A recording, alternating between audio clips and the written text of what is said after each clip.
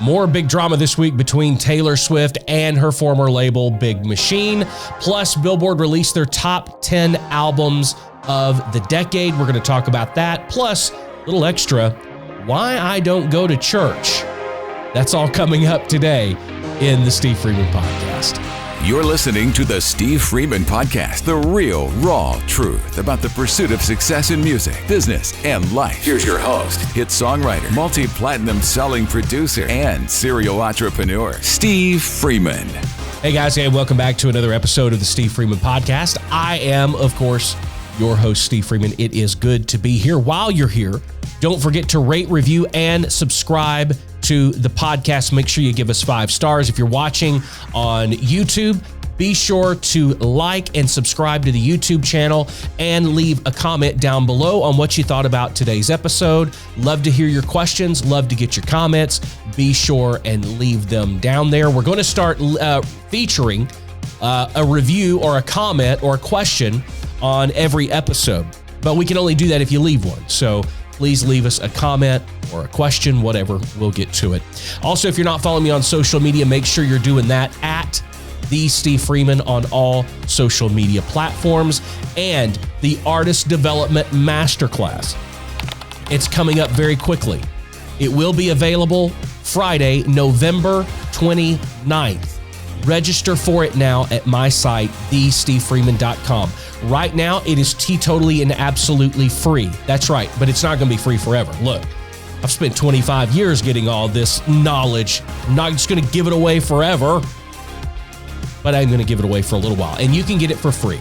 The Artist Development Masterclass, sign up at thestevefreeman.com. I will also tell you it will always be free for the members of my private inner circle, the Music Business Mindset. While you're there registering for the masterclass, you can sign up and become a member of the Music Business Mindset as well. All of that and more at thestevefreeman.com. All right, let's jump into today's topic. This past week, I did a whole podcast a couple of months ago on the whole drama that's going on with Taylor Swift and Scooter Braun and Big Machine whenever Scott Borchetta sold the record label to Scooter Braun and his investment team.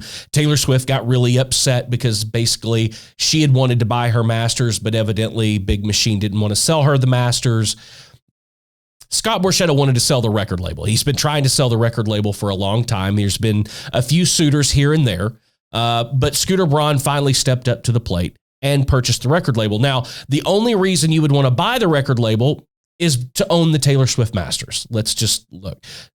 Taylor has sold more records than everybody else on the label combined, and she will continue to do so. If you want to go back and listen to that episode, go check out that podcast.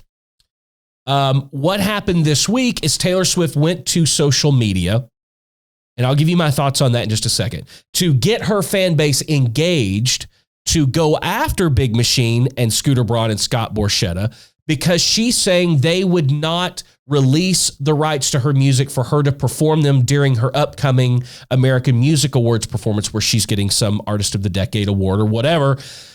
Well, as typical, during that, she wants to be able to perform songs of hers from over the decade.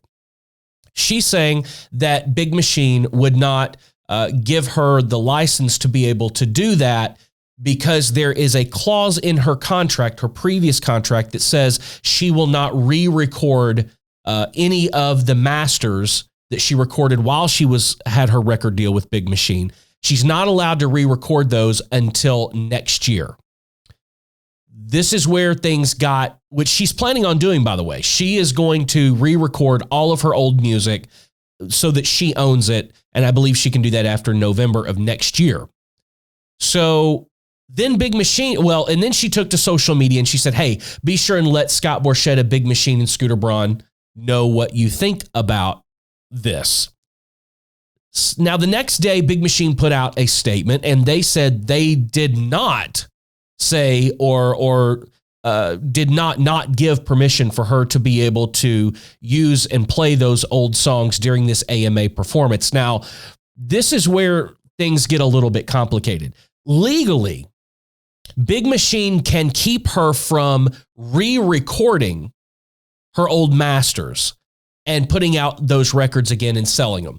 They can legally prevent her from doing that until November of next year. However, they cannot prevent her from performing those old songs in concert, anywhere that she wants. Now, where this was, and they put out a statement saying that we never said that she couldn't do that. Taylor had also said that in this statement to her fans on social media, she kind of put out this thing that there's going to be this new Netflix documentary, and that Big Machine had denied the licensing request to use those old masters, those old songs in this Netflix documentary. That was later confirmed by Taylor's publicist that said, yes, we did receive a statement from them and they did deny the licensing request, and those songs are not going to be able to appear right now in that Netflix documentary. But let me go back to something. And before everybody, look, here's the thing, and here's why I don't know that I agree with Taylor taking to social media the way that she did. Because the average music consumer, the average, especially, no offense, Taylor Swift music buyer, CD buyer, you have no knowledge. They have no knowledge whatsoever of how the music industry actually works, okay? This is a typical contract stipulation and term and agreement in every record contract, record deal in existence, right? The record label's spending all this money to record this music, produce this music, distribute it, market it, sell it, do whatever it is they do. So it is important to the record label that artist not just whenever they get out of their contract, well, I'll just go re-record all my old songs and sell them again. This is standard. This is not some predatory practice on behalf of Big Machine Records to Taylor Swift. That contract, that term, that verbiage is in every record label contract that any artist has ever signed going back to the dawn of time. It is to protect the rights ownership of the record label until a later date. Now, by the time Taylor Swift is allowed to actually do that, November of next year, I think it will have only been 2 years or 3 years. Normally, that's a lot longer of a period of time. Like we're talking 10 years, 15 years, to where the artist gets the reversion of those rights and is able to go back in the studio and re-record old music and sell that music again under their own ownership. There's a big part of me that doesn't agree and doesn't like that Taylor Swift went to social media with this dirty laundry, because she knows the power of her fan base, but she also should understand that 99.99999% of her fans have absolutely no understanding of how the music business works. Her fans don't understand that this is typical. This is business. This is how the music business is run. This is how it goes day to day. So I understand she's frustrated. I understand she's upset. She's been upset for a long time. She's been mad that Scott Borchetta sold her masters to Scooter Braun. According to her, the last person in the world she would want them to have them. So I get it. I understand it. But sicking your fan base on your old record label and the president of your old record label and all of that, whenever the people that are going to be reacting to the news that she's giving are going to be taking her side 100% when they don't understand the legality and the issues that are involved. That is my main issue. That's my main problem with what she did. Now, there is a ton of he said, she said stuff going back and forth. The publicists, Taylor's publicists, have released documents that show and prove some of what Taylor Swift is saying. Again, they did deny the licensing request for the older music to appear in this Netflix documentary. Now, easy fix, put the documentary off another year, let Taylor go back in when she's allowed to legally re-record her music and use that for the documentary. Okay? A lot of different ways around this. But the main topic at hand here was whether or not that Big Machine could approve or deny her ability to be able to perform her old music on the AMAs. Let me tell you this, there is nothing legally that can prevent Big Machine from Taylor Swift performing her songs. She's performed concerts since she left Big Machine, and she was allowed and did perform all of her old material. There's nothing that Big Machine can do legally to keep her from performing her material. If they were trying to under the re-recording clause of the contract and saying that, well, the AMAs will be recorded. They will use those in promos. They might put out a DVD, and that technically is Taylor re-recording her music if she goes back and performs Tim McGraw on a 15, 20, 30-second clip of Tim McGraw on the AMAs, and they record it and they put it out. That is technically her re-recording her music before she's able. That is not what Taylor Swift's trying to do, number one. And Big Machine also came out with another statement, said we cannot legally prevent her from performing her old catalog. We're not trying to prevent her from performing her old catalog. Now, this has turned into a huge, big machine mess, for the lack of better terms. This is turned personal, and trust me, this is more personal than it is business. I don't understand. I don't know for the life of me why a year ago Scott Borchetta didn't come to Taylor Swift and go, I want to sell Big Machine records. They say that Big Machine label group is worth, $200 million. The evaluation is that your catalog is $150 million. Would you like to purchase your catalog and all of your masters and all of your property that we own back for $150 million, and then I will sell what's left, which is Florida Georgia Line and Brett Young and a few others. I will sell them for $50 million along with the rest of the label. But would you like to buy your catalog back for $150 million or $200 million or whatever it is? Because here's the one thing I know. The Carlyle Group, who is the financiers behind Scooter Braun, who purchased Big Machine for in excess of $300 million. If Scooter Braun can get a group of investors behind him to buy Big Machine label group, I know that Taylor Swift could have made 3 phone calls and she could have gotten $300 million and bought Big Machine herself. She certainly could have gotten the money that it would have required to purchase her catalog. She could have done a partnership with Apple. She could have done a partnership with anybody else or just private investment to buy her masters back. Look, it is the reason that didn't happen because there's a personal war going on. There's bad blood between Borchetta and Taylor Swift. There is certainly bad blood between Scooter Braun and Taylor Swift. What I want those of you that are watching, whether you're a songwriter, artist, producer, whatever, what I want you to take away from all this is going on is that this is the music business. And I've told you guys a million times, over and over and over again, you focus so much on the music and you don't think about the business. Again, I'm going to say, like I said in the other episode, the other podcast that was dedicated to the Taylor Swift ordeal, that is, Taylor Swift didn't sign a bad contract when she signed the contract with Big Machine, okay? But nobody foresaw the success level that she was going to obtain or that she was going to reach. Scott Borchetta did not want to lose Taylor Swift. He made that evidently clear, but Taylor was not willing to abide by the rules of the new contract they offered her, so she went somewhere else, okay? This is not saying anything bad about Scott Borchetta. He's not my favorite person on the face of the planet. This is not saying anything bad about Big Machine. They are not acting in a predatory fashion. They are trying to protect the intellectual property and physical property that they owe. Taylor, by involving her fan base and sicking them on Big Machine and Scott Borchetta and Scooter Braun, I think is an overreach and it's a huge misuse of her platform and a huge misuse of her social media reach. The day after this happened, Big Machine even had to close their offices early. They were worried about the safety of their employees. That's understandable. Did they really have anything to worry about? Look, in the day and age that we live in, it's hard for me to say, no, of course they didn't have anything to worry about because there are some crazy ass motherfuckers out there. There are. So I can understand what they did. But this is all playing out in a dramatic fashion on a national scale in the mainstream media.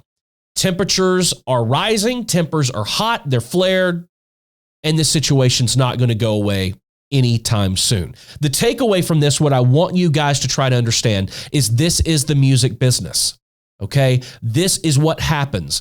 The contract that Taylor Swift signed, was not being taken advantage of.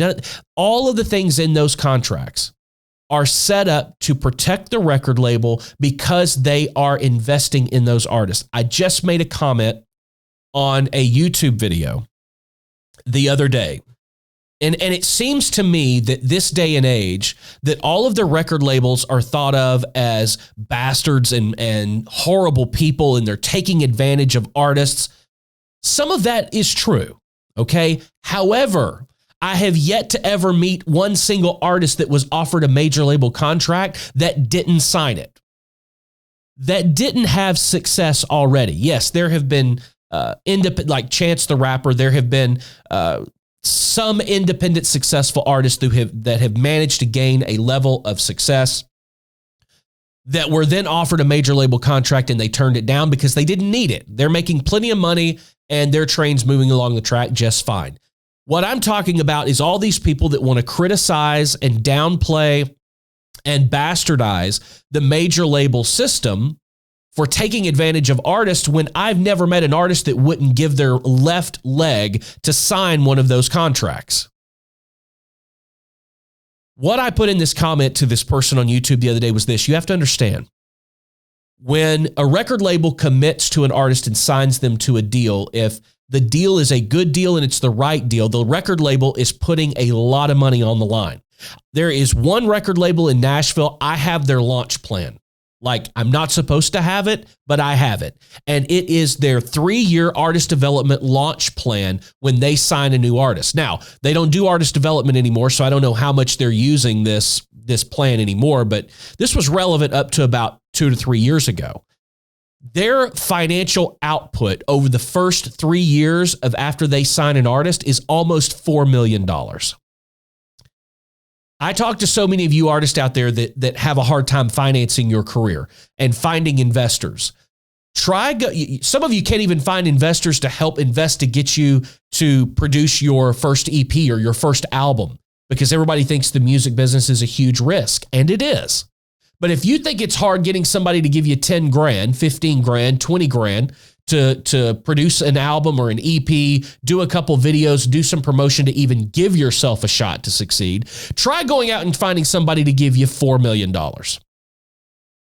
To me, when a record label signs an artist and that's the level that they're going to put into that artist, they are committed to at least doing what it appears that would be necessary to make that artist successful, which, yes, in turn makes the label money.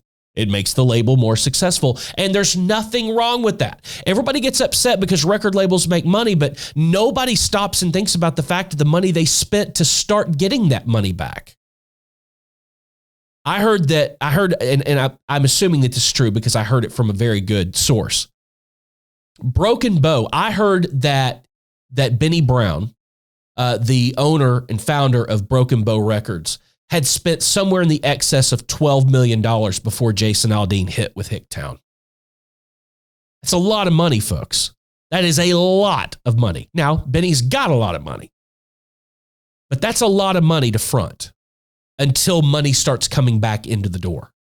I've told you guys on so many different videos and episodes and podcasts that investing in your career is a must. You are not going to go from nowhere to somewhere on no budget, okay? It costs money to record albums, to market albums, to do publicity photo shoots, to hire publicists, to get managers. All of that stuff costs money, and I don't understand why you guys somehow still think that your talent supersedes the need and requirement for the financial end of things. It just doesn't. I get tired every time an artist contacts me about producing their record and then they want to haggle over the price. Guys, it costs what it costs. You're either financially and personally and professionally prepared to undertake this as a career or you're not. So wrapping this all up with the Taylor Swift thing, it's personal at this point. It probably is going to be personal until all is said and done, and who knows how long that's going to be. Let's also bring up another point here. Next November, Taylor Swift is allowed to start re-recording her old music and putting it out. This is not about album sales.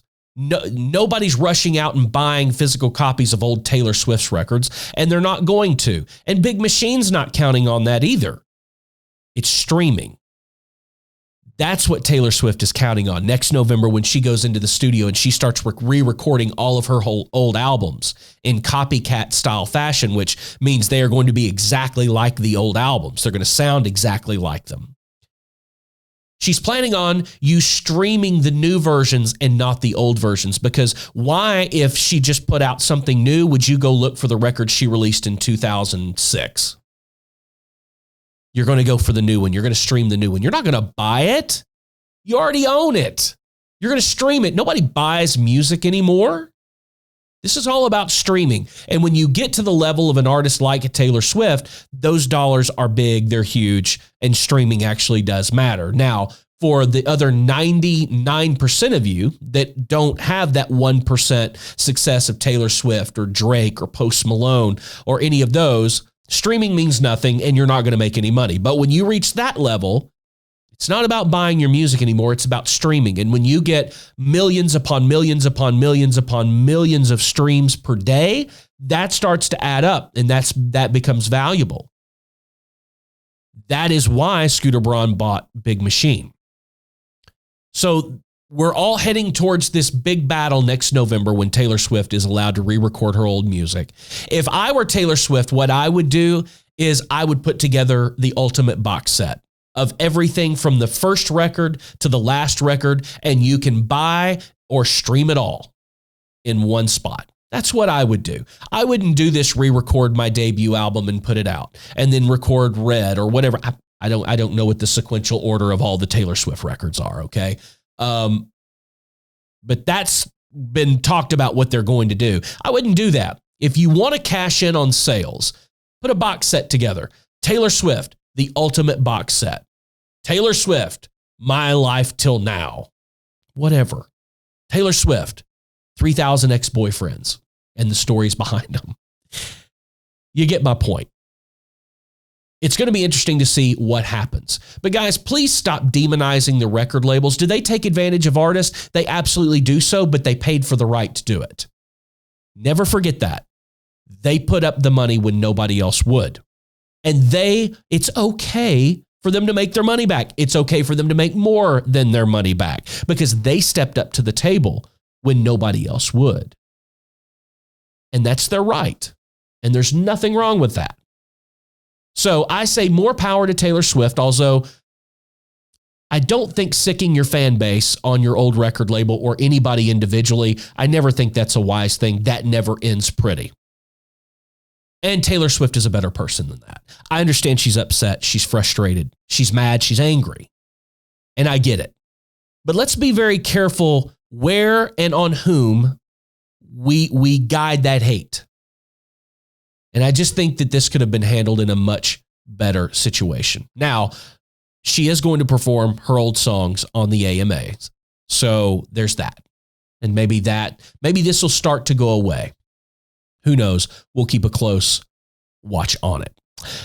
Okay, something else I want to talk about, speaking of Taylor Swift, is Billboard has released their they released the top 200, but we're only going to talk about the top 10. The top 10 albums of the decade. I don't know if you saw this on social media, if you may have seen it on Facebook, or if you subscribe to the Billboard newsletter, then you got it.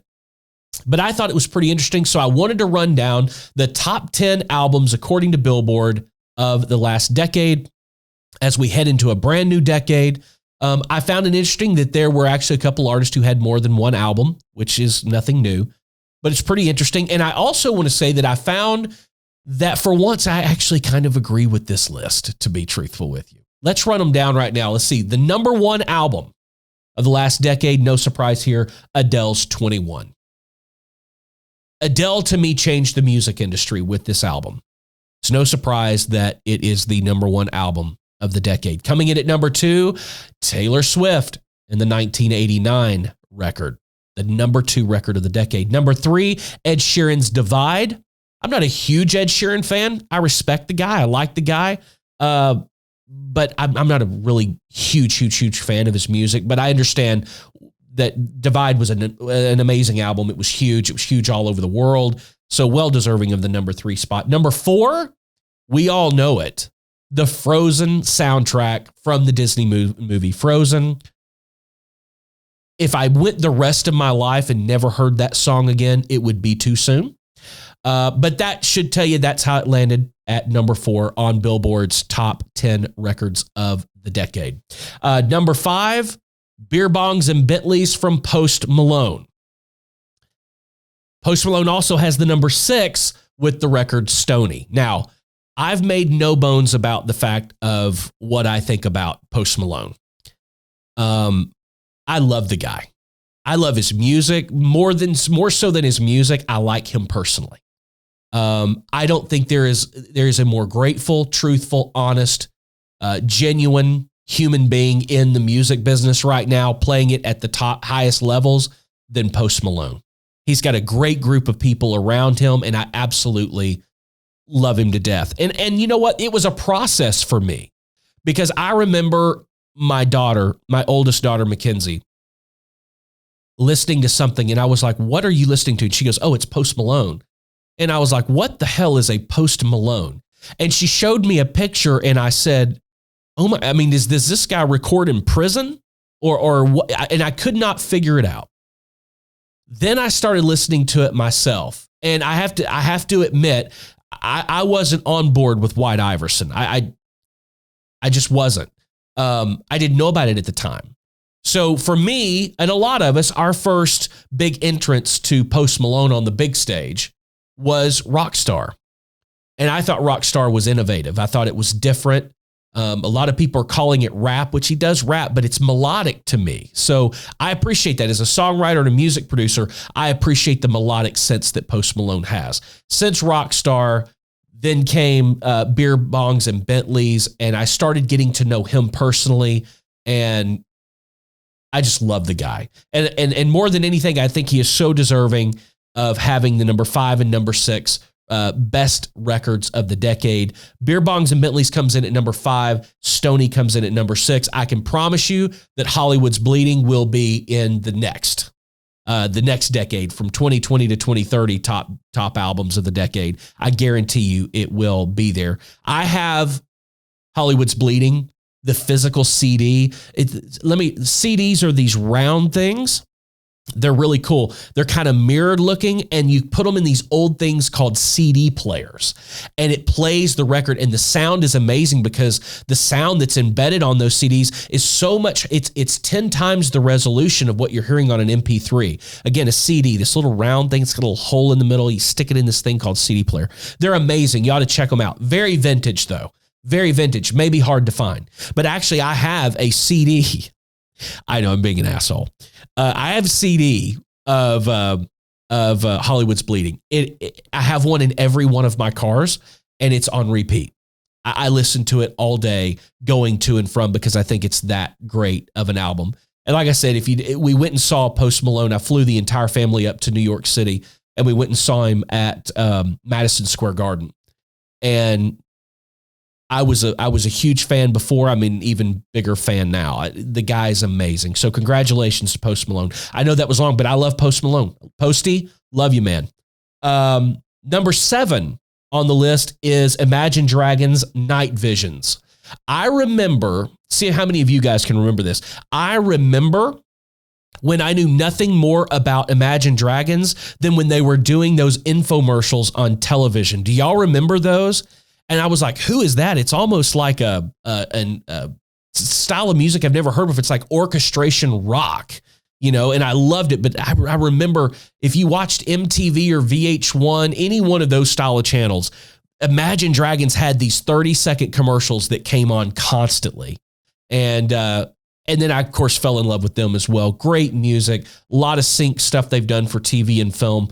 A lot of huge songs on Night Vision. So, of course, it definitely deserves to be on the list. Ed Sheeran comes in again with X at the number 8 position. Number 9 is Drake, Views. I've never listened to a Drake album. I may have listened to a couple singles accidentally, or I've been at an event where they're playing it. Not a Drake fan. He comes in at number 9. Number 10. Kendrick Lamar and the Damn album. I'm not a Kendrick Lamar fan either. Don't take that to mean that I'm not a rap fan. I actually am. a fan of some rap, but man, I got to go way back. I like the old stuff. I like the NWA stuff and all of that stuff from the 90s, late 80s and 90s. I can't get into where they say the same thing over and over again, and the songwriter in me cannot accept that they rhyme every word with the same word over and over and over and over again. I don't get it. But to me, I know that for some people in rap music, it is a lot about the lyrics, but I think it's more about the beat and more about the music than it is about anything else. Do I think Kendrick Lamar is talented? Abso-freaking-lutely. He's totally talented. Do I think Drake's talented? I don't know. I don't get it. I listen to the stuff and I think it's fucking stupid. But that's just me. But on the other hand, love Post Malone. Which is going to kind of segue into what I want to wrap up with, what I want to talk about at the end of today's podcast. Kanye West.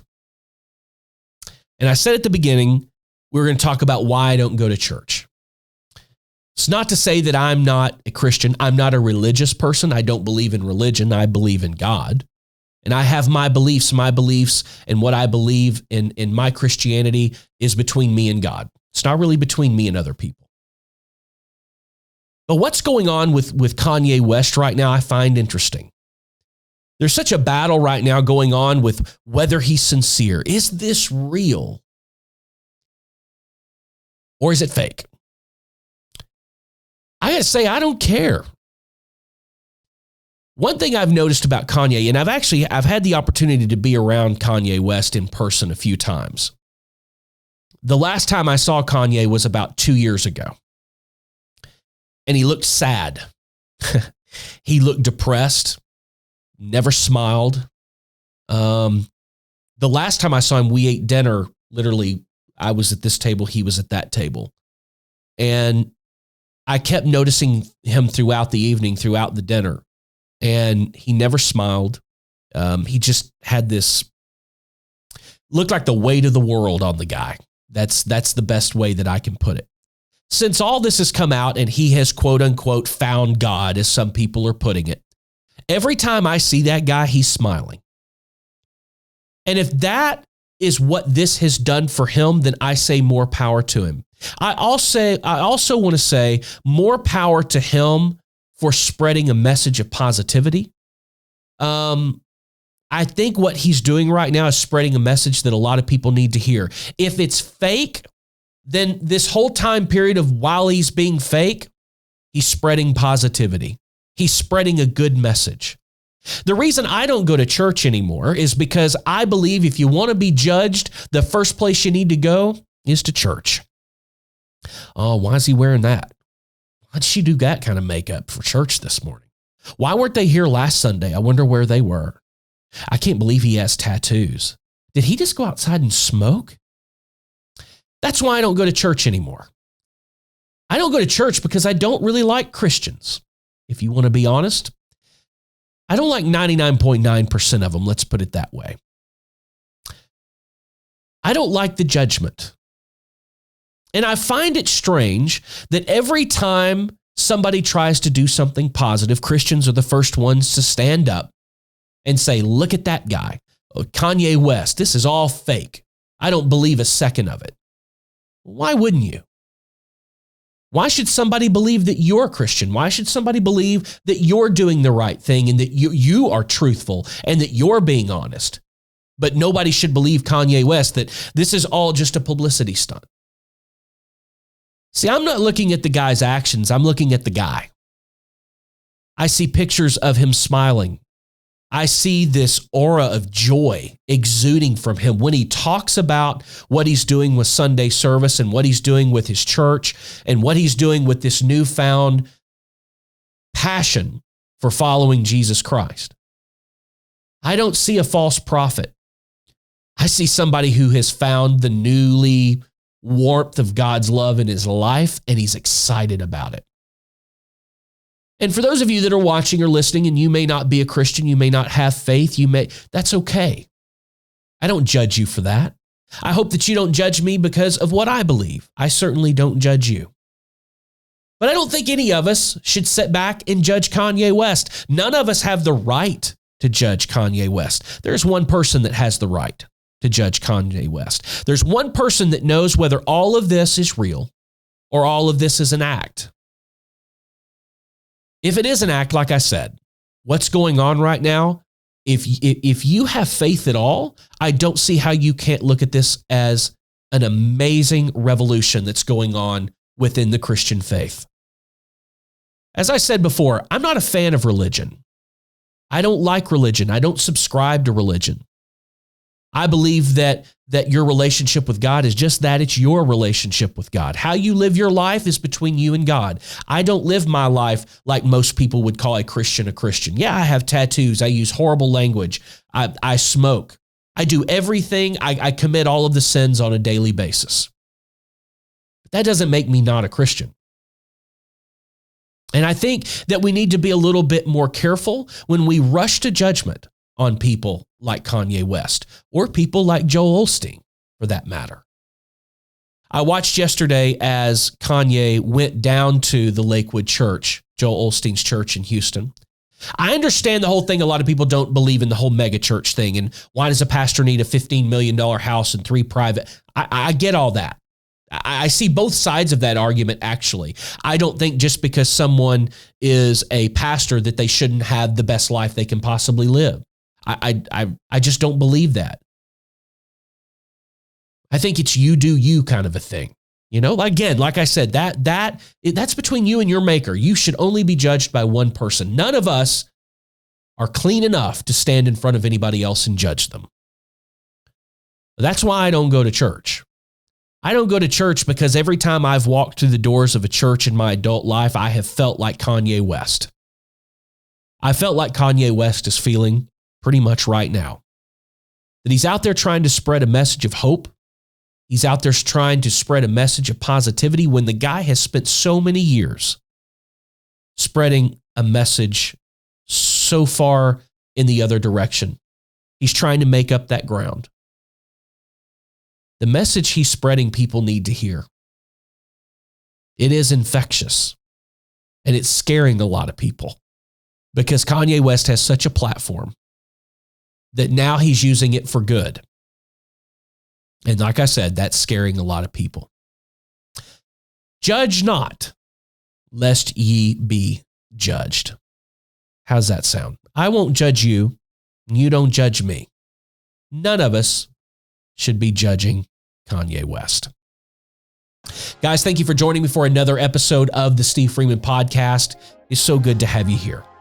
Don't forget, rate, review, and subscribe to the podcast. We're going to start featuring reviews that you leave on YouTube and on Apple Podcasts. So if you want your review or your comment or your question featured, make sure that you leave one. If you're watching YouTube, don't forget, subscribe to the channel, drop a like and a comment on this episode.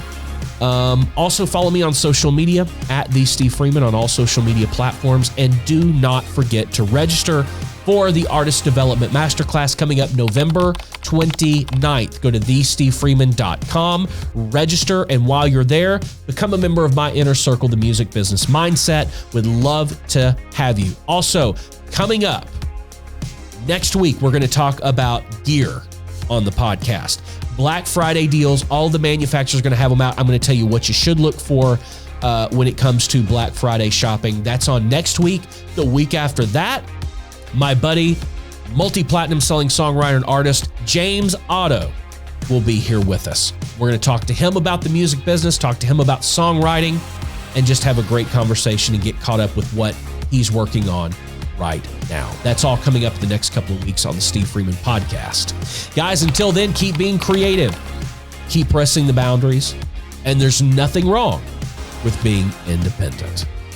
See you next week. Thanks for joining us for the Steve Freeman Podcast. Be sure to subscribe and follow Steve on social media at The Steve Freeman.